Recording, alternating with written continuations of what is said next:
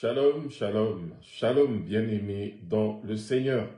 Que Dieu vous bénisse abondamment. Nous sommes le lundi 18 mai 2026, un jour béni du Seigneur, un jour que le Seigneur a fait. Nous sommes lundi, jour où nous nous retrouvons pour partager une parole que nous allons méditer pendant toute la semaine, le moment où nous sommes dans nos dévotions matinales ou en soirée. Nous allons ruminer sur cette parole, nous allons la retourner dans tous les sens et en retirer le trésor qui y est caché pour notre édification, pour notre bénédiction. Voilà mes frères et sœurs, vous qui êtes sur le chemin du retour vers vos maisons, que le Seigneur vous accompagne et qu'il soit votre protection et votre sécurité. Je rends grâce à Dieu pour le fait que vous pouvez vous joindre à vous. Bonsoir Maman Jeanne, bonsoir également frère ancien Papa Freddy. Que Dieu vous bénisse. Donc je disais donc que le Seigneur soit béni par le fait que nous pouvons nous retrouver au travers de ce moyen pour partager et nous édifier. Nous allons remettre ce moment entre les mains de notre Seigneur. Prions. Seigneur Dieu Tout-Puissant, Créateur des cieux et de la terre, nous venons nous incliner devant ta sainte présence.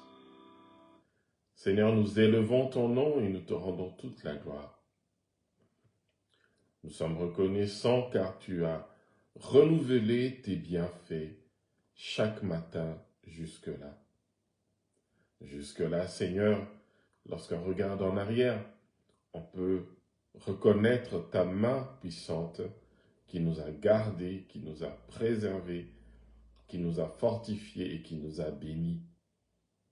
Seigneur, merci de nous donner un toit au-dessus de nos têtes pour nous protéger des intempéries.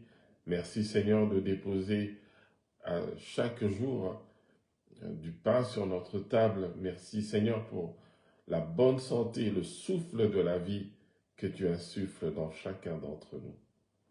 Seigneur, je te confie chaque frère, chaque sœur qui nous rejoint au travers de ce temps.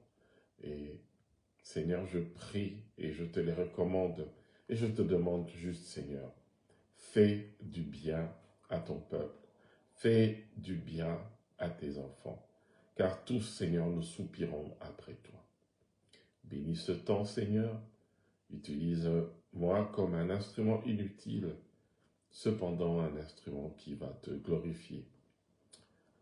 J'ai demandé toutes ces choses, Seigneur, au nom de Jésus-Christ, notre Seigneur. Amen. Amen. Bonsoir, sœur Mariana, que Dieu te bénisse là où tu te trouves.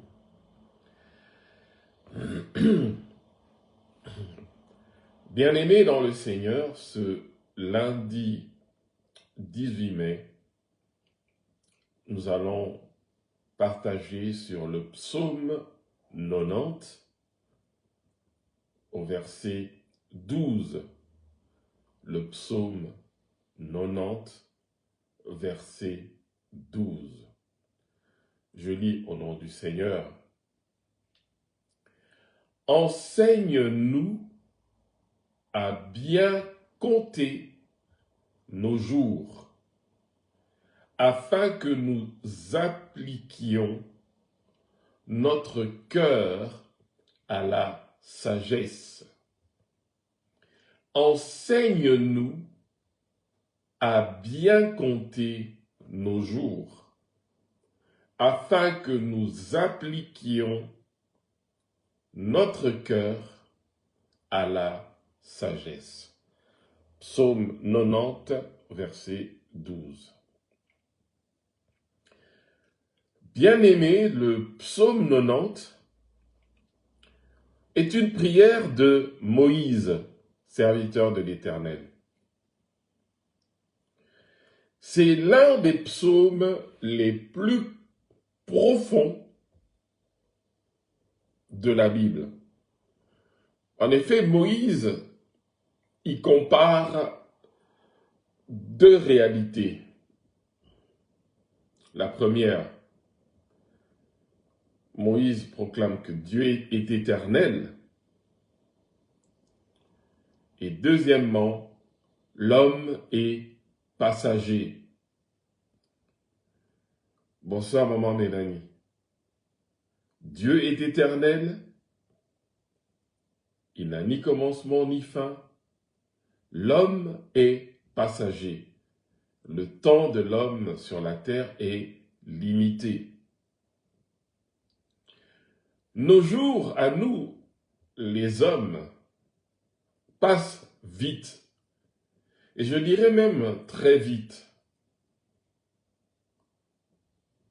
Aujourd'hui, on peut se sentir fort et dire que nous sommes forts.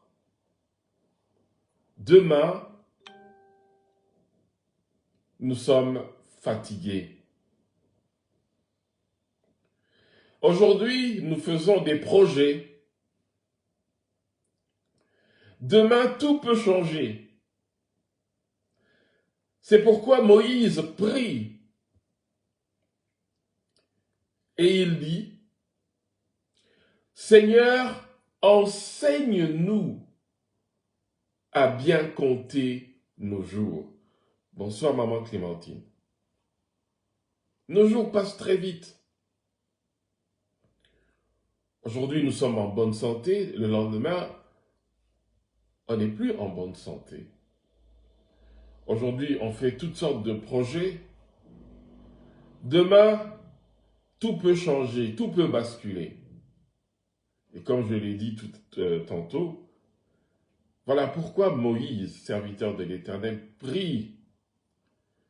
Et voici ce qu'il dit dans sa prière. « Seigneur, enseigne-nous à bien compter nos jours. » Bonsoir, sœur Jocelyne. Ce verset 12 du psaume 90 n'est pas un appel à la peur, mais ce verset est un appel à la sagesse. Moïse commence par une demande. Enseigne-nous. Enseigne-nous. Cela signifie que l'homme, par lui-même, ne sait pas vivre correctement. Beaucoup savent compter l'argent, beaucoup ont plein de diplômes, beaucoup sont bénis avec un grand nombre de vies sur la terre, ils ont vécu longtemps. Mais peu, hélas, savent compter leurs jours selon Dieu. Frères et sœurs, la vraie sagesse ne vient pas de l'âge. La vraie sagesse ne vient pas des études. La vraie sagesse ne vient pas de l'expérience seulement. La vraie sagesse vient de Dieu. La vraie sagesse vient de la connaissance de Dieu. Combien de personnes vivent-elles sans réfléchir au sens véritable de leur vie? Combien? Elles courent après les choses matérielles, mais oublient leur âme. Elles sont focalisées sur ce qu'ils vont gagner avec le matériel, mais elles en oublient leur âme, la santé de leur âme. La Bible nous rappelle que la vie sur terre, elle est courte. Chaque année que nous avons en plus est pour nous un don de Dieu.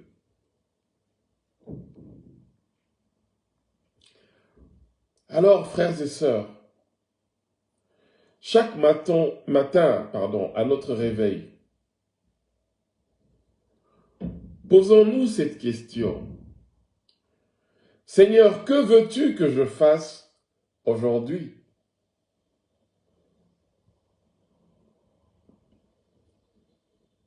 Vivons avec intention. Cherchons la volonté de Dieu avant nos propres ambitions, avant de satisfaire nos propres ambitions. Moïse ne dit pas « comptez nos années », mais « comptez nos jours ». Pourquoi donc? Eh bien, parce que la vie, notre vie, nous la vivons un jour à la fois. Les jours viennent jour par jour. Chaque jour est précieux. En effet, un jour perdu ne revient jamais. Une parole prononcée ne peut pas être reprise. Une occasion manquée peut disparaître. Et Satan veut distraire les croyants. Satan veut distraire tous ceux qui ont cru dans le Dieu vivant et éternel. Satan veut nous faire perdre du temps. Il veut nous conduire à vivre dans le péché. Satan veut que nous remettions la repentance à demain. Satan nous pousse à négliger nos vies de prière. Mais Dieu nous appelle à utiliser notre temps avec sagesse. Utiliser notre temps avec sagesse, car notre temps sur cette terre est court.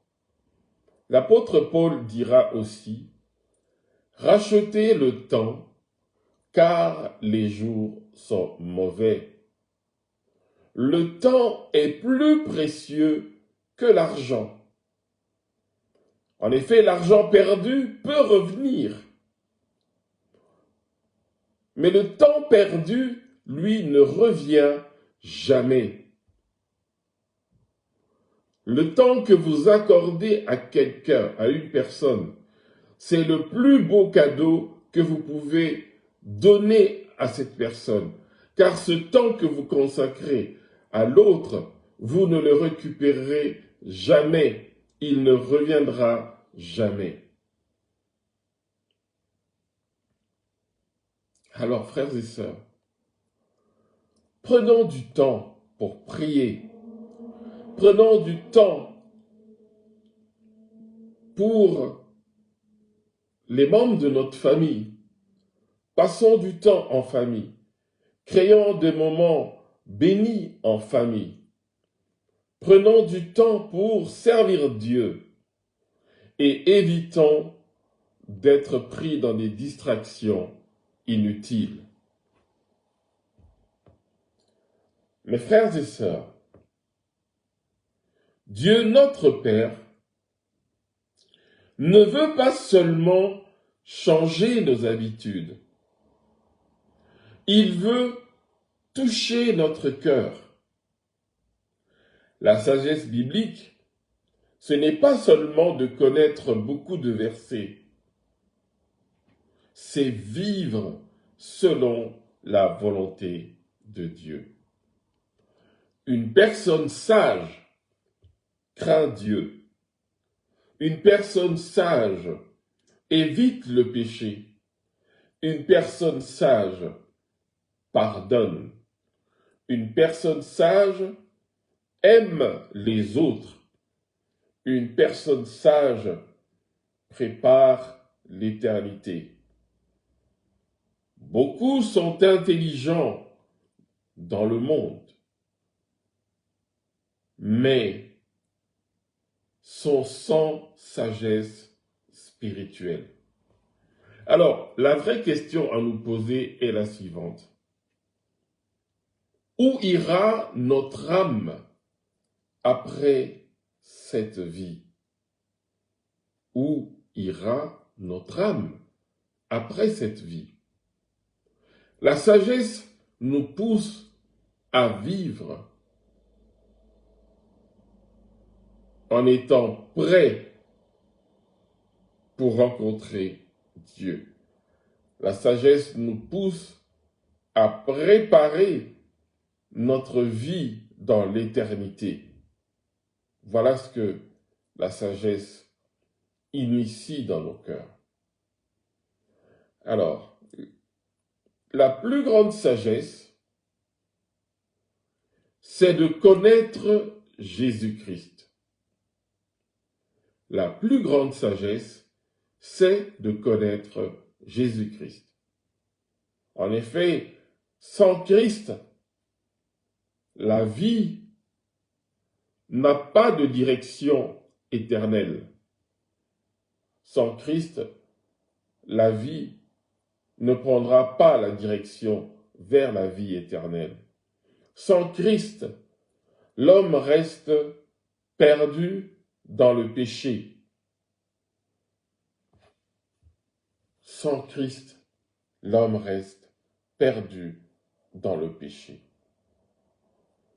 Jésus est venu pour nous donner le salut, la paix, la vie éternelle.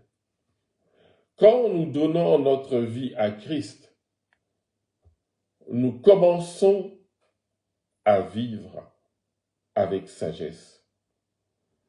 Peut-être quelqu'un aujourd'hui remet toujours sa conversion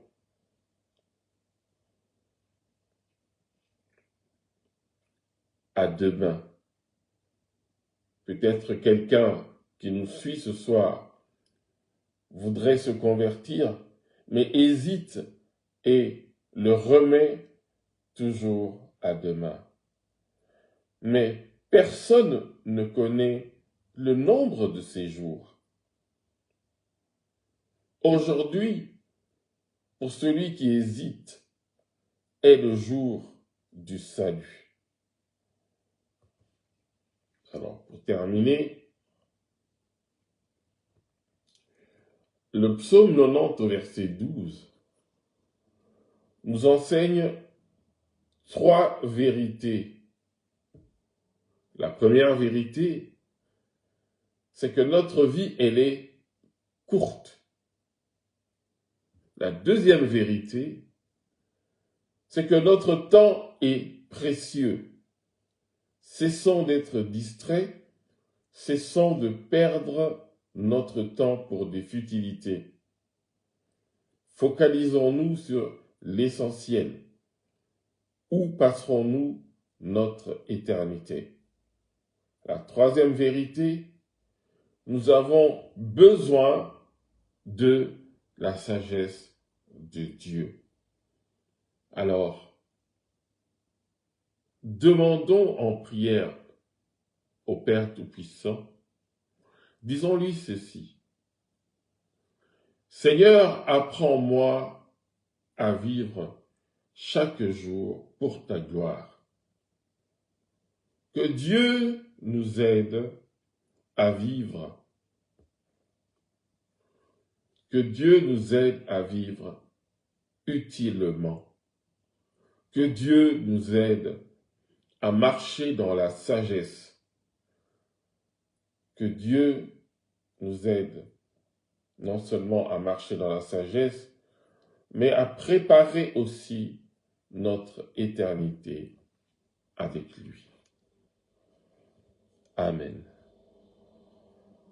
Mon frère, ma sœur, cette semaine, le matin à ton réveil ou le soir avant ton coucher, médite avec ferveur sur ce psaume 90, verset 12. Enseigne-nous à compter nos jours, afin que nous acquions notre cœur à la sagesse. Quant à moi, je vais intercéder auprès du Père, afin que notre assemblée soit remplie et composée d'hommes et de femmes, de jeunes et des plus anciens, ayant des cœurs remplis de sagesse, remplis de la connaissance du Dieu vivant. Que Dieu vous bénisse, que Dieu vous accompagne pendant cette semaine dans tous les moments de vos vies. Et puissiez-vous avoir vos cœurs soumis à la volonté de Dieu et remplis de sagesse.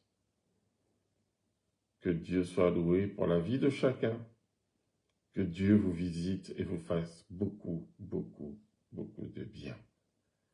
Quant à nous, nous nous disons à la fois d'après, et pour ce week-end, ce sera la Pentecôte. Je vous souhaite déjà à tous et à toutes de passer de très bonnes fêtes de Pentecôte et que l'Esprit de Dieu vous visite. Amen. Bonne semaine en Jésus-Christ.